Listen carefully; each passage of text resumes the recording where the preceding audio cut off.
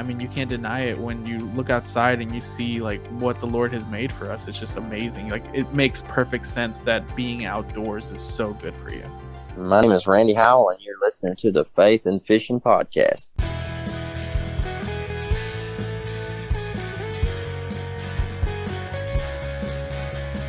Welcome to the Faith and Fishing Podcast, where every episode I'll bring you an interview with a member of the fishing community, and they'll be sharing their faith stories and fishing memories with you. I'm your host, Cam Steele.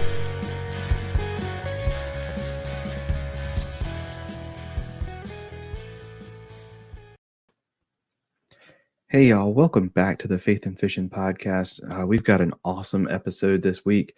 But first, let me apologize. Of course, I start the weekly episodes, and then I don't get time to build a backlog up before I get sick. So I got hit with an upper respiratory infection. It was not COVID, but man, it knocked me out.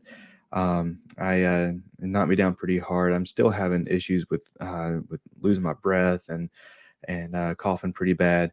So bear with me.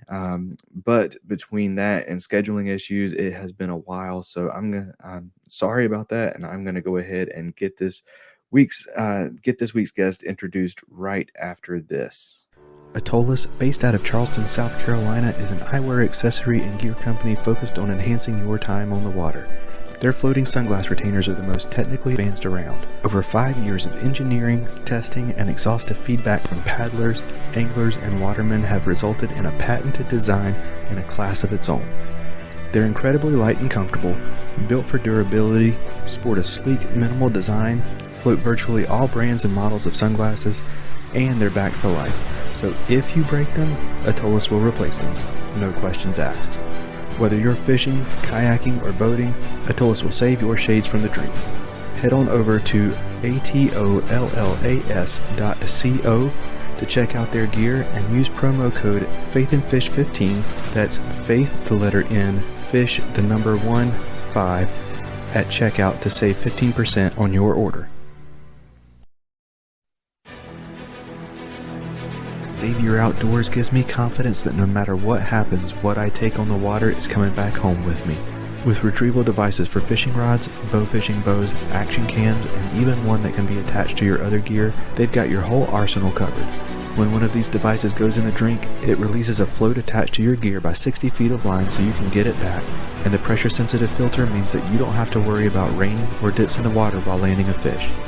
At SaviorOutdoors.com, that's SAVUR Outdoors.com, you can use promo code FNFP15 to save 15% and try them for yourself.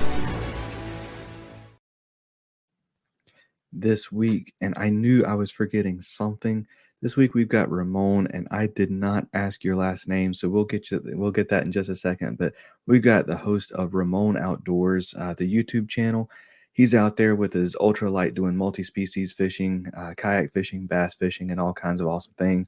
He's also the host of the Go Outdoors podcast, which is absolutely amazing, and I'm chomping at the bit for some new episodes. But let's go ahead and get him in here. Ramon, man, welcome to the show, and what is your last name? Yeah, it's Contreras. So my name is Ramon Contreras, and thanks for having me, Cam. This is I know we've been struggling to get this on schedule for a bit now, but it's exciting to finally get to sit down and chat with you. Yeah, man. So to get us started, introduce yourself to our listeners and tell us who Ramon Contreras is. Yeah, so basically I'm just well, first and foremost, I'm a Christian. I found the Lord 11 years ago, and ever since then it's been truly a life-changing thing.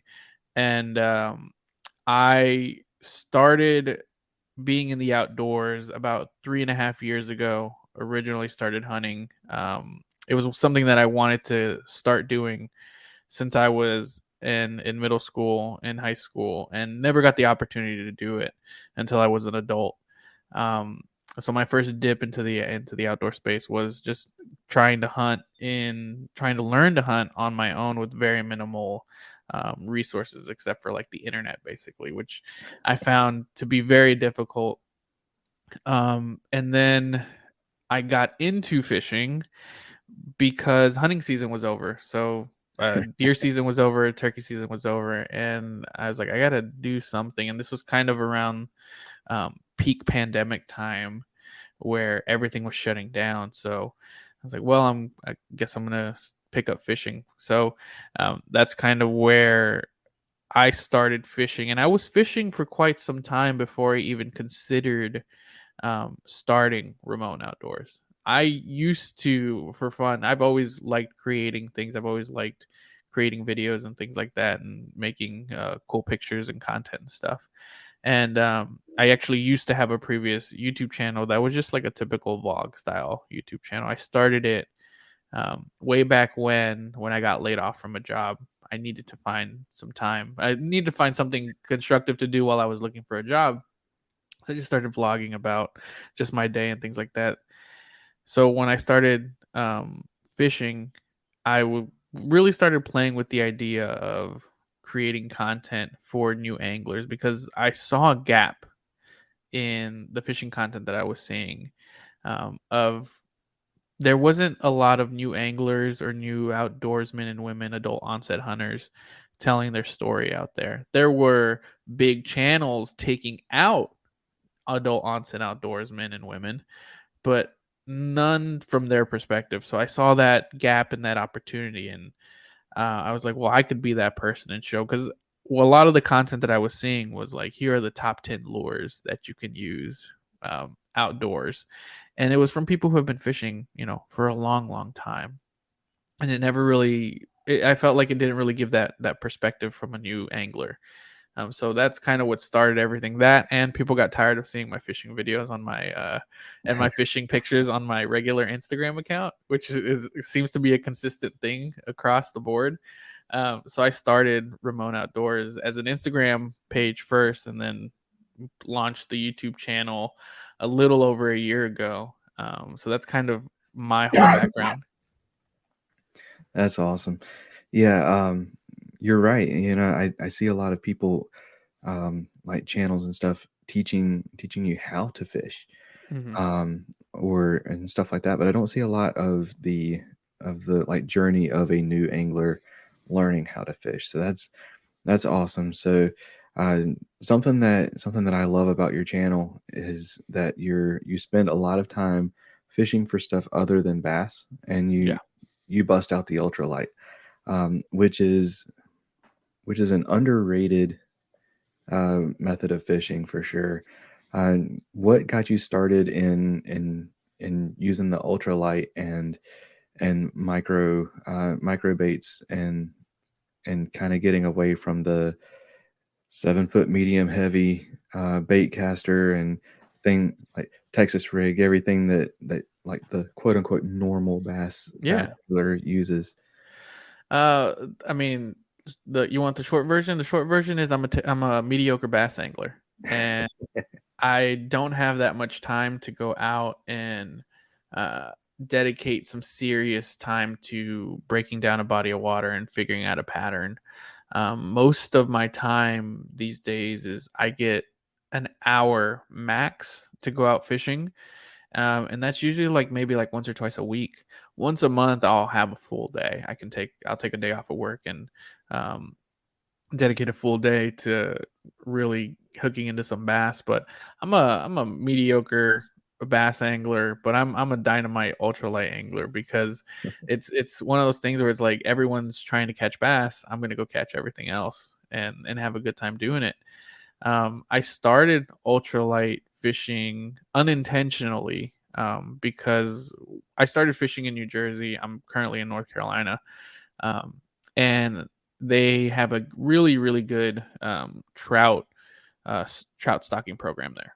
And when I started looking into trout fishing, it had a lot of ultralight rods and tackle and things like that. So I started with like trout magnets and Acme spoons and things like that, Castmasters, and inline spinners, which are naturally ultralight lures. And from there, it kind of turned into me looking for other ultralight lures. Your Bobby Garlands, your Strike King, Mr. Crappie jigs, and things like that. And it wasn't until I found mule fishing that I started really getting into fish, because I was catching fish before, but it wasn't that consistent. And I think it was two things. One, I was still trying to learn how to fish, but the other thing was the lures I were using were just overused and had like the waters, like in Jersey when it comes to trout fishing, there's this running joke that when you go on opening day, you're going to be shoulder to shoulder fishing with someone, and that remains to be true. So these fish are seeing everything under the sun multiple times a day throughout their life, and it ended up being that these lures were kind of killing it for me, and ever since then I've been very much focused on ultralight fishing. I still do bass fish. I still try to hook into some decent bass every now and again, but most of the time, just due to the fact that I only have about an hour to fish, I'm usually, throwing around the ultralight stick. That is awesome. Yeah. So, what? Tell us about mule fishing for a second. So, Yeah. um, so are they? I know they make plastics and they hmm make jigs also, right? Yeah. So they run the whole gamut. So mule fishing is a multi-species tackle company. They're based out of Michigan. They're run by Ethan Duvetter, also known as the Online Outdoorsman on YouTube. And he saw a gap in the market for specific first ultralight jigs, and that's kind of what I like to use the most. I used to use like little ball head jigs first with all of my panfish plastics, and even for like my live bait lures, like when I had some when I would use some night crawlers or something like that, I just use like a ball head jig. These lures are a micro Ned rig head. So when they hit the bottom, the plastic just hits straight up. And they work really well with the panfish plastics that mule fishing makes, is because they're all buoyant. They're buoyant and they're super stretchy. So one of the other things that I hated about all the other plastics that I would buy was you'd get those really really small fish, those fish that are too small to eat, like a number 6 hook, and they would rip the tail off of your plastic and you'd have to re-rig. These things are super stretchy. Like I've had fish where I thought I have a fish, I set the hook, and all it has is the tail, and you literally see the fish fly out the water holding onto the tail, and you're thinking that it's going to break, and it's not. That's really why I like these lures, is because I don't have to spend my entire time fishing re-rigging a new plastic or burning through a whole bag of plastics on a good fishing day. It's really good. And they're affordable, and that's the cool thing, is like, you're not going to spend an arm and a leg on a pack of plastics from there. They're like about $4.50 a pack, and though that pack will easily last you a year. Most of the plastics that I've used for mule fishing, I get through like one or two lures every few months, and the only reason why I can't use it anymore is because I got snagged somewhere. That's awesome. Mm-hmm. All right, so let's talk about the podcast a little bit too. So I know it's been a while since you've had a new episode come out, but the episodes that are out there right now, even if this is as far as this podcast goes, I want all of the listeners to go and listen because it is absolutely phenomenal. Kind of tell us about the podcast and the vision there. Yeah. So the Go Outdoors podcast is it was started for selfish reasons. I like I mentioned, it was hard for me to find mentors and people to take me outdoors and to kind of give me information and provide that information that you would get from like a someone who would take you out, a mentor. And I find that a lot of hunting and fishing knowledge is very generational. You're passing it on it's getting passed on to you from like a father figure, a grandfather, an uncle, an older cousin, what have you. And they're taking you out and they're showing you the ropes, and then they're telling you stories and you're learning from that. And since I'm the first generation in my family to start being in the outdoors, I didn't have that. So my goal with the podcast was to, one, have people come on the show and tell their story, and get knowledge from them as we're talking. And we've had some really really good guests from the start, and it's been one of the most fun things I've done in a long time in terms of creating content. And the other reason was to have it be like a source of like encouragement to get people out there, to show them like, hey, this isn't that hard to do. You just need to get out there and do it. That's why I've had people who are just starting out as well come on the show. One of my favorite podcasts is with Jordan Syatt, who used to be completely against hunting. He's a fitness. He's a fitness trainer. He's if you haven't heard of him, is Jordan Syatt on Instagram, and he provides a lot of good health content. And his story is probably one of my favorite ones, because he went from coming from a family who is completely against hunting um, to going on his first hunt and harvesting his first animal, and the story is completely amazing. So that's one of the things that I want to also have on the podcast, to show people, not only provide information to people who may not get it anywhere else, but to also provide that encouragement to get people to go outdoors and start their journey, whether it's hunting, fishing, even like hiking, just getting outside and enjoying, God's creation, and being a source of like good for everyone else. Because I mean, there are tons of studies that show out there that just even spending an hour a week outside is so good for you mentally. And I mean, you can't deny it. When you look outside and you see like what the Lord has made for us, it's just amazing. Like, it makes perfect sense that being outdoors is so good for you. Absolutely, man. All right. So, um, yeah, so let's dive into your faith a little bit. So kind of let us know, what is it that you believe, and how was it that you came to believe that? What's your faith story? Sure. So, growing up, my family was very much the 3 times a year churchgoers. We went, Christmas, Easter, that sort of family, and we weren't that really involved in church. Um, Once I became a teenager, I kind of strayed away and stopped going altogether. It wasn't until I was a young adult in my early 20s, um, in my early 20s, that I came back to the Lord. And it's funny, because it never clicked until I was in church one day, and the church that I was going to at the time, the pastor said that um, one of the how did he say it? He said something along the lines of, one of the best advocates for Christ are women, because they bring their men to the church. And that definitely was true, because I met my wife, my girlfriend at the time, but my now wife, and we started dating, and she started inviting me to church, and we would go on Sundays, and initially it was, initially I was going because she asked. It wasn't one of the things that I felt called to do, but once I was there and started going to church regularly and hearing the word on a regular basis, there was like a pulling on my heart, is the best way I can put it.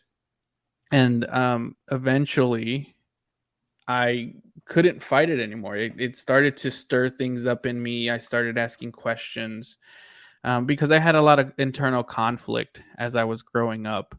I didn't really, um, I didn't really see the Lord as someone who was on my side. I really was, the best way I could put it, I was trying to hide away from Him, is the best way I can put it.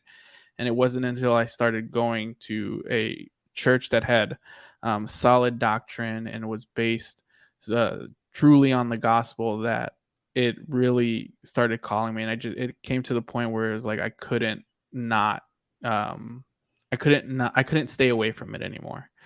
So basically, at 11 years ago, I gave my life to Christ, and it was a dramatic transformation. It wasn't an easy transformation, but it was a dramatic transformation for me, to where I had to turn away from a lot of things that in the past were very easy for me, that I knew I wasn't going to do anymore. And um it wasn't because that how do I put this? It was something that was easy for me to give up, but in doing so was not easy, because it meant completely changing my life. And it was something that I was happy to do.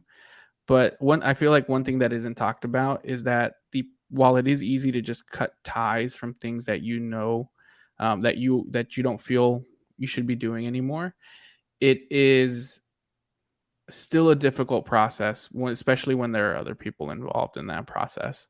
So when I found the Lord, um, it was not only me changing, but it was people's perspectives of me changing, and that was one of the most difficult parts. Is the attitude from those around me had shifted and became from like, oh yeah, that's Ramon, to like, oh yeah, he's different now. And it was one of those things where you you do feel that friction, but at the same time you're actually kind of glad that there's a visible change, that people are actually noticing a difference. That's awesome. That's interesting. That's something that I don't typically think about a lot because in my faith story, it was kind of the opposite. Everybody already had the he's the super Christian Mm-hmm. kind of view, even though that wasn't what I was. It was just I was good at putting on the show so that I fit in at church. And then whenever I finally got it, it was more of me living into the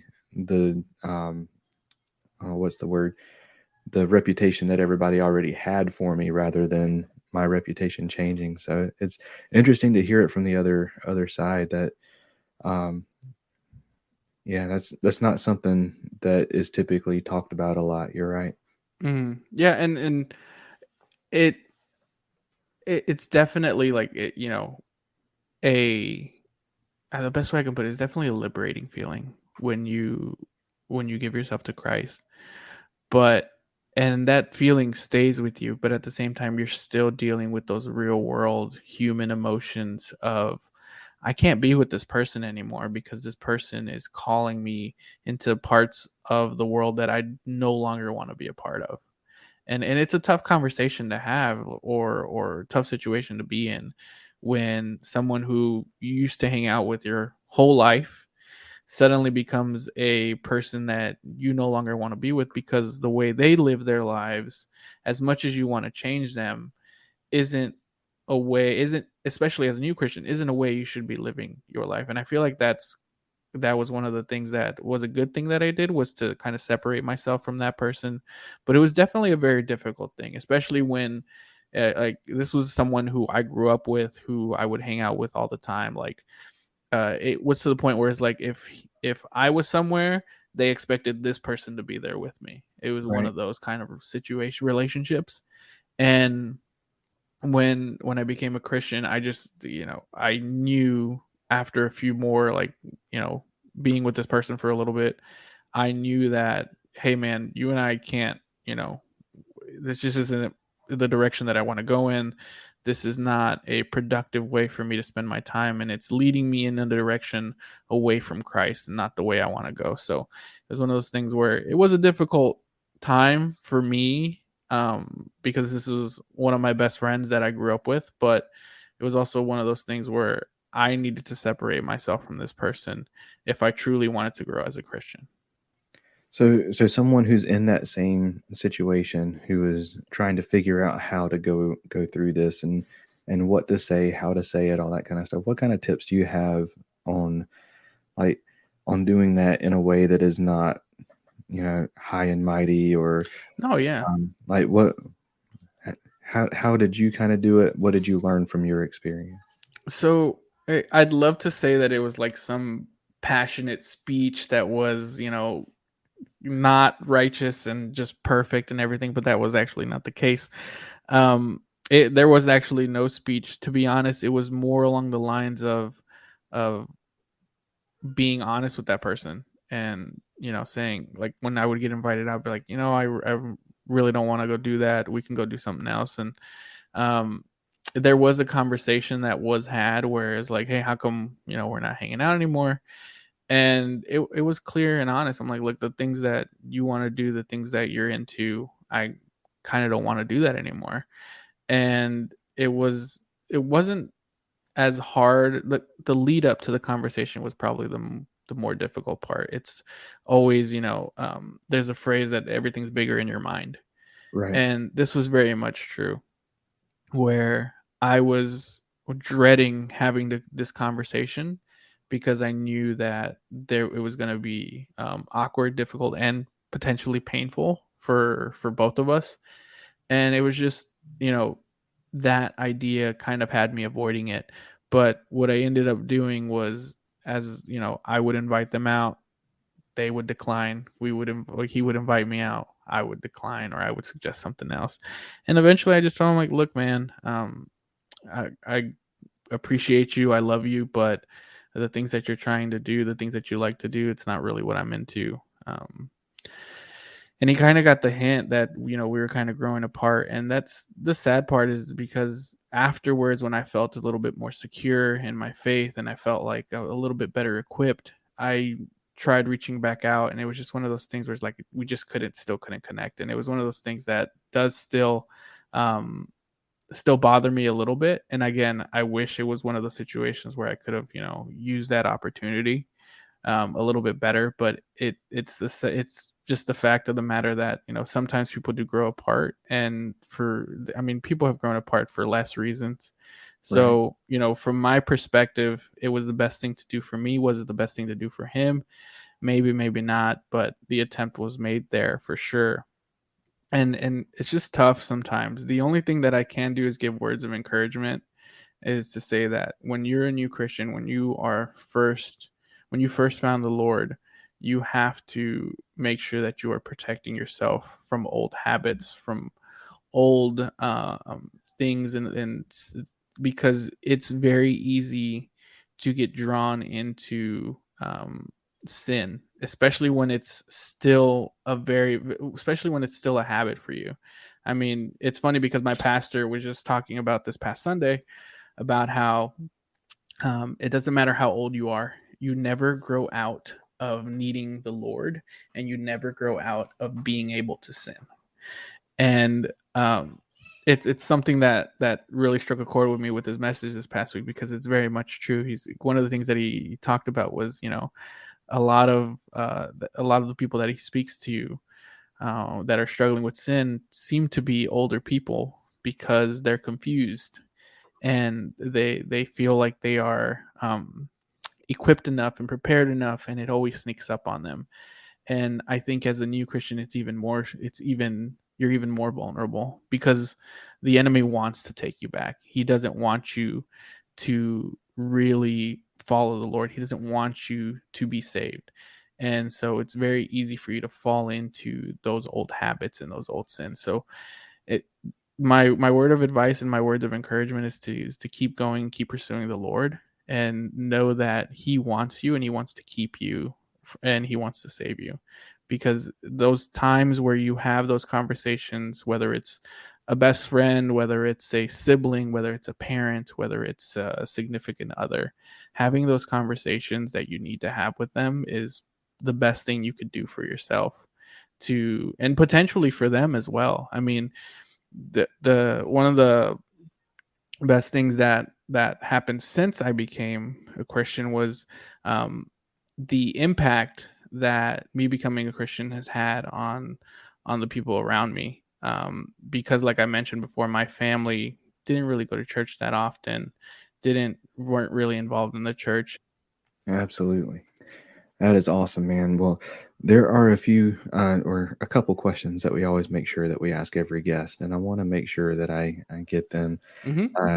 on YouTube, because having fished with you and talked with you and had some pretty deep conversation, I really am looking forward to these. So, what fishing story or memory means the most to you? It's actually a recent one. So this past summer, my daughter made it a goal. She's 6, that she wanted to catch her first largemouth bass. And I was like, okay, we're gonna catch you a largemouth bass. She's caught plenty of bluegill on her little push button Shakespeare rod, Right. and she's caught some pretty big bluegill too at that. And it was fun to see her catch that, but still, even all that, catching like a 9-inch bluegill, which is a pretty big bluegill, she was like, I still want to catch a largemouth bass. And I'm like, you know what? We're going to catch you a largemouth bass. So this past weekend, I took her and my son, and we got them both their first largemouth bass. And she was just through the moon, so excited to have that largemouth bass. And it was really fun to see her reel it in, because she, like, I mean, bluegill fight great, and they are great fish, and I love catching them. They're probably one of my favorite species to catch. But a largemouth bass on a little Princess Shakespeare rod is something else, man. And she was fighting that fish really good. And she was consistent with it too, because we had gone out a few times, and she was very, very much like, I want to catch my largemouth bass. I want to catch one, because she'd seen me catch some in front of her and hold one, and she's like, well, I want to catch one on my own. And so I rigged her up, and we were out there for a little while, and it was a hot day too. It was a really hot day. So she was a real trooper, and checking in on her and making sure, like, are you still having fun? You still want to keep fishing? Cause she was getting frustrated, and she was like, yeah, I still want to do it. And yeah, she ended up casting out, and it was funny because we had been fishing for a while, and I had set her up with like I put a spinner, like a beetle spin spinner, on a mule jig, and had her set up like that. So I like to call it the mule spin. And That's awesome. so I set her up with that, and I'm like, this is probably going to be the easiest thing for her to use. And on one of the last few casts, because I could tell she was getting worn out, she sends it out there, and she starts reeling it in, and immediately I see the line go straight. And I see the look in her eye where she thinks she has something on, and I'm like, set the hook, and she just cranks that thing like she's Kevin Van Dam, and starts reeling it in. And it's one of the most exciting things, because she's just sitting there reeling. She's like, oh my gosh, it's so big.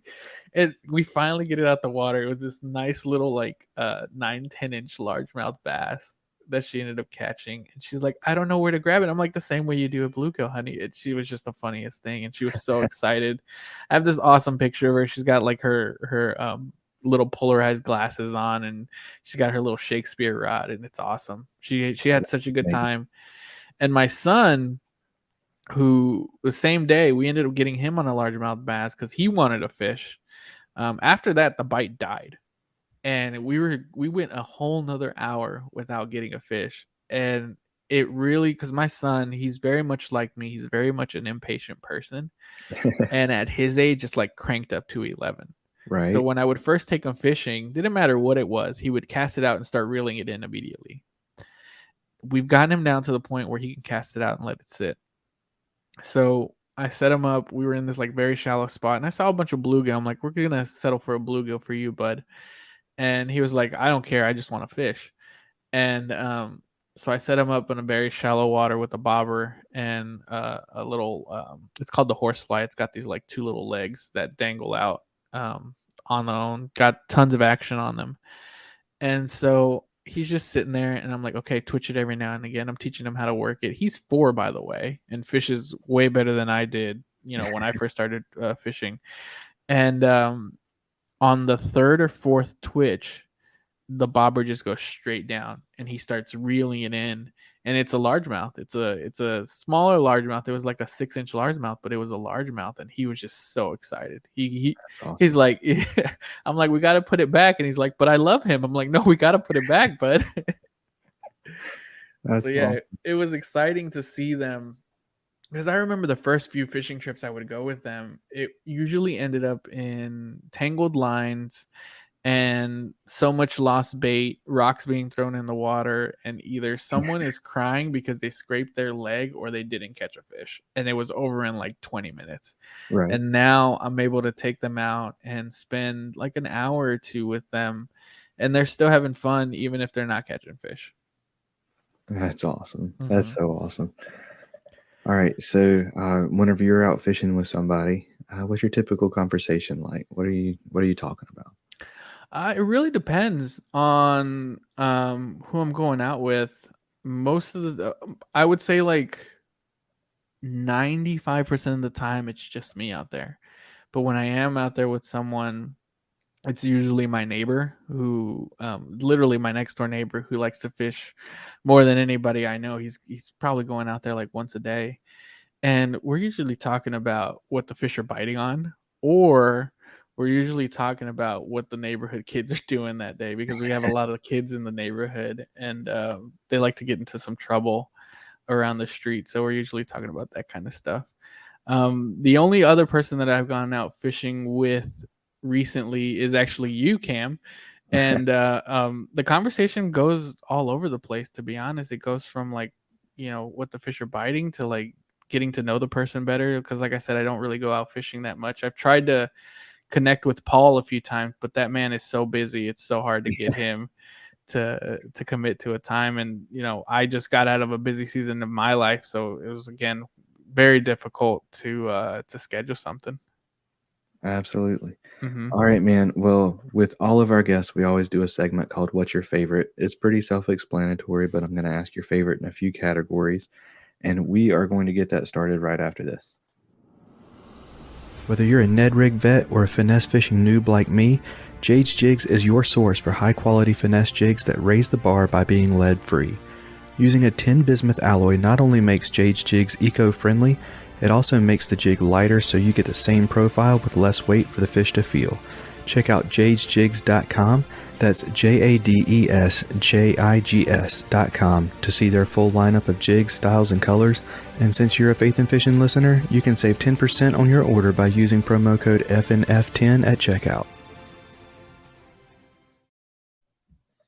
All right, so to get what's your favorite started off, what's your favorite scripture? Sure. So my favorite scripture feels, I'm really drawn to this one because of my background, and it's Joshua 24:15. And if it seem evil unto you to serve the Lord, choose you this day whom you will serve, whether the gods which your fathers served that were on the other side of the flood, or the gods of the Amorites in whose land ye dwell. But as for me and my house, we will serve the Lord. And that scripture really resonates to me, especially that tail end of the scripture. But as for me and my house, we will serve the Lord, because of the conversations that I had to have once I became a Christian, not only with my family, with my friends, but also with myself, which is, this is what I'm committing my life to. This is what I'm going to be doing.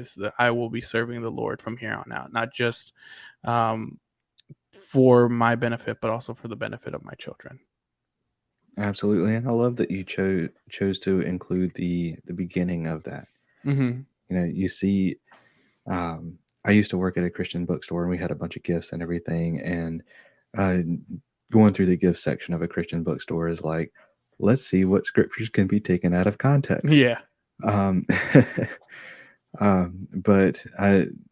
But you see that last part a lot.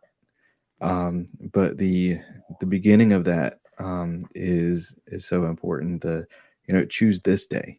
We're not saying choose once and go on with it. Choose today who you will serve, and it goes on.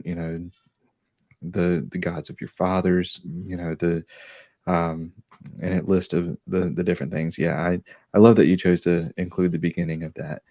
What about a favorite Bible story? A story from the Bible. My favorite Bible story, and it might seem a little bit cliche, is Zacchaeus. It goes back to, it was one of those things that I first heard once I became a Christian, was the story of Zacchaeus. And we all know the song Zacchaeus was a wee little man, and a wee little man was he. Right. And it, again, I feel like, and it's funny, it's because a few weeks after becoming a Christian, the pastor of the church that I was going to told the story of Zacchaeus. And it was of this man who just wanted to see the Lord, climbed up on a tree just so that he could see the Lord. And the Lord told him, I'm coming to your house today. And in that, he completely changed Zacchaeus' life. And I feel like it was one of those things where it's like, that's kind of what I felt like as I was becoming a Christian is I just wanted to see the Lord at a certain point. I was being called to him and I just wanted to see it. And that's why it really resonates to me. And it's got a nice little song to it. It's something that I can sing with the kids. Mm-hmm. That is awesome. I love the imagery of that, and the short guy who can't see over the crowd climbs a tree to see him, and then Jesus sees him and walks over to him. And I love the imagery of that being the guy that Jesus chooses to hang out with that day. Yep. This guy who is like considered the worst of the worst in the community because of what he does. Yeah, I love that story too. Awesome pick. Cam approved. What is your favorite fish to catch? Oh man, that's a tough one. I have to pick one, huh? Oof. There's so many I haven't caught either. All right. Just because it's recent, and I'm gonna get a lot of like eye rolls on this one, but a carp. I caught I caught recently a carp, and this thing, and on ultralight too. Oh And wow, this thing took me for a ride. I bet. Yeah, I was in the kayak, 4-pound test on like a 5.6 Shakespeare ultralight, and this thing took me all over the place. It was like a 5-minute fight. And netted him in a net that was definitely way too small for it. Yeah. So what did you catch it on? I caught him on a 1/32 ounce mule jig. It was the true chartreuse color, which is why I think I caught him, because I've never caught a carp before this one. I've never targeted carp before this one, but I always see people catching carp on corn. And in the water, this thing looks a lot like corn. Now I know fish see different than we do, but if it looks like corn to me, it's probably going to look like corn to them. Excuse me. But the and it had a karma colored donkey toe junior, so very small plastic. I think it's like 2.3 inches in length, the plastic. With the jig head, it's probably more like 2.4, 2.5 inches. And I was just working it like I normally would to catch bass and bluegill. So I was twitching it along, reeling it, wasn't working it terribly slow, and all of a sudden I just feel the weight set in. And I originally thought I had a bass. And then once it wasn't moving as fast or like a bass normally does for me, I'm like, did I get a turtle? This must be a turtle, because there were turtles all around. Right. And this was a big water, so I'm thinking it could have been anything. And then all of a sudden I see it come up, and I see the gold giant scales of the carp come up, and I'm like, that's a carp. Oh my gosh, I got a carp. And that fight was just insane. Yeah, and carp don't get a whole lot of love. No, they don't. But the fight of a carp is different. It's Mm-hmm. it feels like there's not a whole lot of weight at all until they wake up. And then it's like a sudden burst of energy, and then they'll stop a little bit, and then a sudden burst of energy. I love catching carp too. One of my goals is to hit the 30-pound mark from the kayak. But I say that all the time, and my listeners are probably getting tired of hearing me say that and saying, "Well, just go out and do it." And It's tough. But we're getting there. But speaking of, how big was it? It was 8 pounds. And the biggest fish I've caught to date it's just massive. And it's funny because I don't know that much about carp. So when I caught it, had it in the net, I'm like, I don't even know where to grab you. And it was so slimy, and I didn't want to drop it, so I like use my grippers and use my lip grippers, and I grabbed it, but I didn't know how to grab it anywhere else. So I just had like this awkward like vertical hold straight up, trying to get it in frame and stuff. But Yeah, I mean, whenever they're that big, it is hard to figure out, because usually it's a it's a two-hand, like, and like it's In the kayak, it's hard, Yeah. because you're going down and then picking it up, Mhm. and you're used to, a one-handed thing or flipping it into the boat or something, and you can't do that with a carp. So, Exactly. And yeah, and for me, it was like, I don't know where the sharp points are on this fish. I'm like, I don't know if this thing has spines or where it has those spines, if it does. So I was kind of hesitant to grab it anywhere that I wasn't sure I wasn't gonna get stuck with something. So that was my biggest. I have since done my research, and I'm like, next time, because there are a lot of carp in the waters that I fish. So now I know that now I can go experiment to see if I can catch some more on this particular color combination. But it was one of those things where it's like, I don't want it to stick me, and I also don't want to hurt the fish. And I yeah, mean, the size, we have the same kayak, so like the size of the deck that we're working with, and it's like, it was so tough to keep it in frame and inside of the kayak. So it was definitely fun. Like afterwards, like my adrenaline was peaked. It took me a while to come back down and relax a little bit. I bet. All right, so that's your favorite to catch. What is your favorite to fish for? Bluegill. They're just so much fun.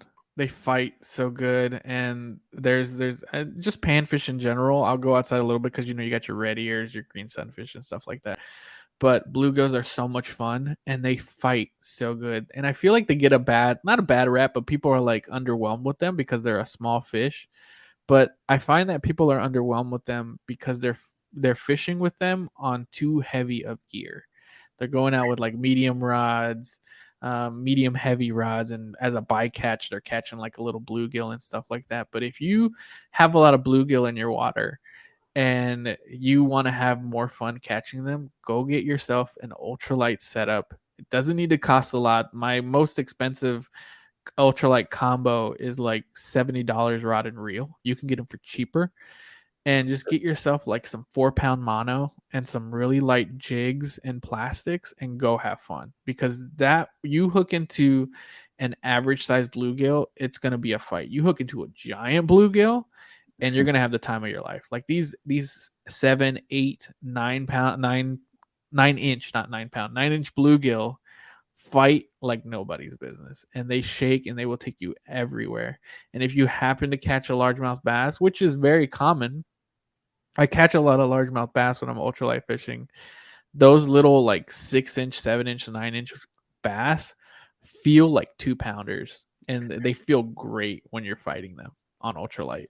For sure. Mhm. What about your favorite fish to eat? Favorite fish to eat? I'm gonna get a lot of crap for this, but trout. Trout are like. I mean, I think all fish taste good. For me, I come from a background of there are no trash fish. There's just people who don't handle fish well. And my biggest example is you go for like a prized fish, whether it's saltwater or freshwater, and you're gonna take care of the fish. You're gonna immediately, uh, you know, dispatch it, and you're gonna immediately bleed it and put it in ice and take care of it like it's a prize fillet, right? You're gonna do that. You're gonna take care of your walleye. You're gonna take care of your crappie, right? But if it's a bluegill, you're just gonna toss it in the bucket. After you might not even kill it then. You're just gonna toss it in the bucket. If it's like any other kind of fish, you don't really tend to treat them as nice. But if you treat them all the same, you bleed them, you prepare them properly, they're all gonna taste good. So people who grew up with stock trout don't really do that. They just kind of catch them and they'll cook them, or they won't even cook them. They'll just catch them and release them. They But catch them and put them in their Walmart bag to take them home. exactly, I've seen that. It's funny because the last time I went trout fishing, I saw exactly that. Guy caught it, put it in the bucket, and then put it in his Walmart bag and started walking back to the car. And it's like for me, there are no trash fish. There's only whether you take care of the fish or not. So trout are my favorite. Bluegill very close after that. I haven't eaten a crappie yet. Haven't had largemouth bass, walleye, or anything like that. Those are the only two freshwater fish that I've had. Oh, catfish. Catfish. Can't forget catfish. If it's prepared right, because I've had people who have like fed me catfish and they definitely didn't clean it up right, but it was still tasty either way. Awesome. And what is the right way to prepare catfish? You gotta trim off that extra fat, man. that muddy looking stuff. That's where, that flavor that people always talk about, like it's got that little funk or it tastes like mud or anything like that. It's that reddish meat that you gotta like shave off a little bit. Once you get that off, you're gonna have good tasting meat. For sure.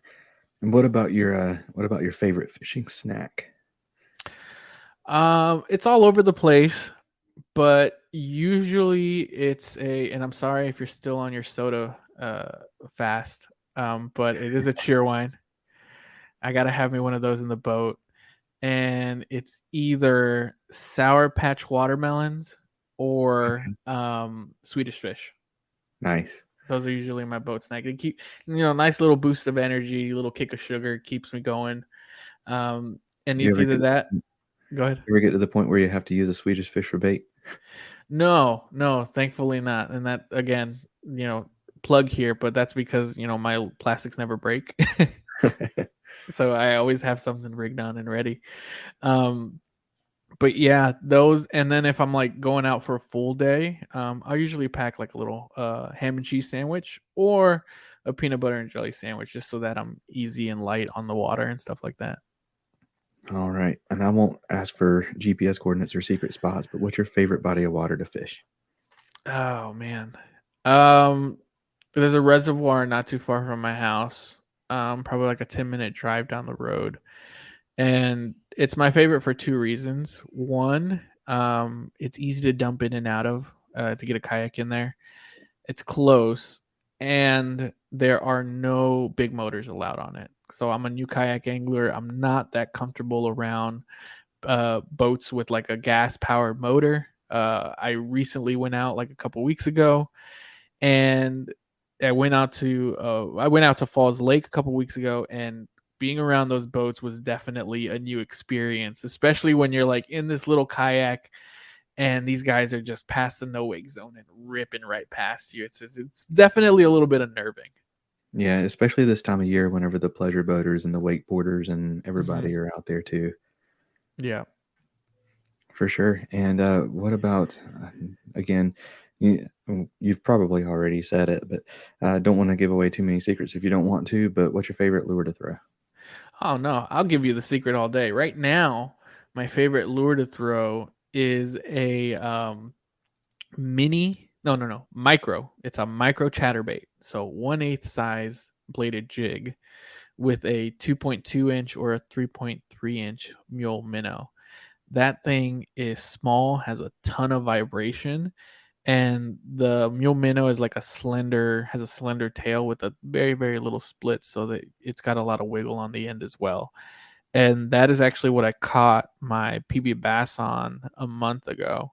And right now I've been taking it out and using it, and I'm getting at least like 2 or 3 decent fish each time I go out. It's a solid lure, especially on like heavy pressured waters where everybody's throwing like a full size chatterbait or a bladed jig, your jackhammers, whatever. Um, Sizing down, it's the perfect way to get in there. You're gonna catch some small fish, but at least you're gonna be catching some fish. Awesome. All right. And last but not least, what is your favorite time of year to throw or year to fish? I said this in a previous podcast, and it was a shock to the host, and it might be a shock to you as well. But the wintertime. The wintertime is my favorite time to fish because the pressure is much, much lower.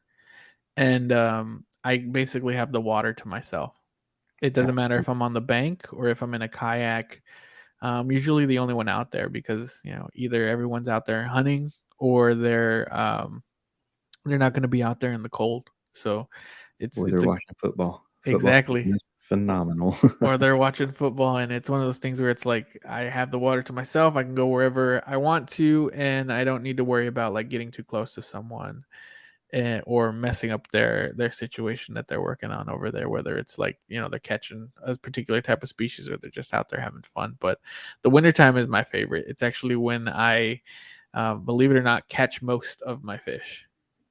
Absolutely. Mm-hmm. Well, I know you have to get going, but I want to give you an open floor to kind of tell us what's coming up for Ramon Outdoors. Plug sponsors, supporters, give shout outs, say your thank yous, and let us know where we can follow you, social media, YouTube, all that good stuff. Sure. So you can look me up, Ramon Outdoors, on anything, YouTube, Instagram, TikTok, Twitter, Facebook. I'll pop up. You can also find the Go Outdoors podcast wherever you get your podcast. We're on a little bit of a hiatus right now just because things have been so busy. There are about 6 or 7 episodes, maybe a little bit more already, but we do have a couple more in the chamber that are waiting to get buttoned up as soon as I get the time to do it. But yeah, like the only thing I want to say is, get out there, go outdoors, enjoy God's great creation. It doesn't matter whether you're fishing, hunting, or just going out for a walk. You're always going to come home feeling a little bit better that you were outdoors and enjoying your time out there. And that's pretty much it. Shout out to Mule Fishing. I've worked with them multiple times throughout the past year. Great company. They care about cleaning up the waterways. They care about getting people fishing and enjoying the outdoors just as much as I do. And I've never had a bad experience with any of the plastics. I've never had a bad experience with any of the hooks. It's just a great little thing to add to your tackle box if you're looking to try something new and looking to start getting into ultralight fishing. And they do have bass lures, by the way. They have the full-size donkey tail that will catch you a good amount of bass when you start throwing that thing out there. Awesome. Well, Ramon, thank you so much for coming on the show. We've had a blast, and I look forward to getting back out there and fishing with you again, man. Definitely, man. Have a good one. With 30 years of experience of handcrafting lures under his belt, Mr. B of Mr. B Lure Company is making high-quality spinnerbaits, buzzbaits, jigs, underspins, swim blades, and more right here in the U.S. All of his skirts are hand-tied, and all of his baits feature a baked-on powder paint, all-metal components, and only Owner and Gamakatsu hooks. All of his baits come in a variety of colors, and if you purchase a bait in the Battle Shad color, 30% of the proceeds go to the Wounded Warrior Project. To see the quality for yourself, go to MrBLureCompany.com, that's MRBLureCompany.com, to place your order and use promo code FAITH, fish, POD 1X10 at checkout to save 10% on your first order. Get Outdoors Pedal and Paddle in Greensboro, North Carolina offers a wide range of products and services designed to help protect the environment and enhance the time people spend enjoying the outdoors. With an expansive year-round inventory of kayaks, SUPs, bikes, kayak fishing accessories, paddling clothing, biking accessories, and more, Get Outdoors has established itself as one of the top paddle sports and biking shops in the Southeast. They also offer a wide range of kayak safety and technique courses to get you comfortable in your new boat. They'll even get it rigged up for you. Stop by the shop in Greensboro, North Carolina, or check them out at shopgetoutdoors.com.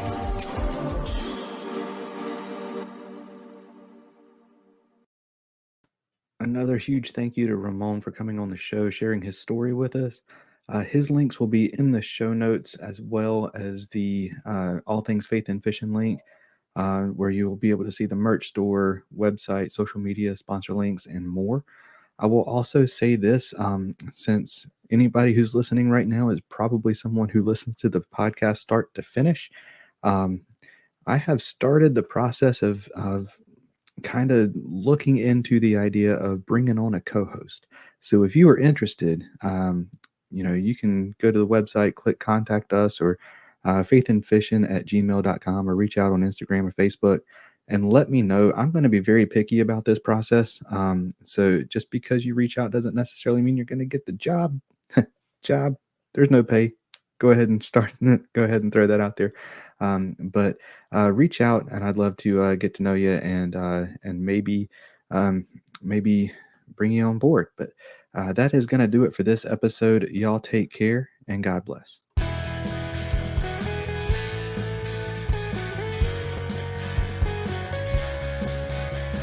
Thank you for listening to the Faith and Fishing podcast. Faith and Fishing is produced and hosted by me, Cam Steele, and is sponsored by Jade's Jigs, Get Outdoors Pedal and Paddle, Savior Outdoors, Atollas, and Mr. B Lure Company. Be sure to give us a rating and a review, and to subscribe wherever you listen to podcasts. That's going to do it for this episode. Y'all take care, and God bless.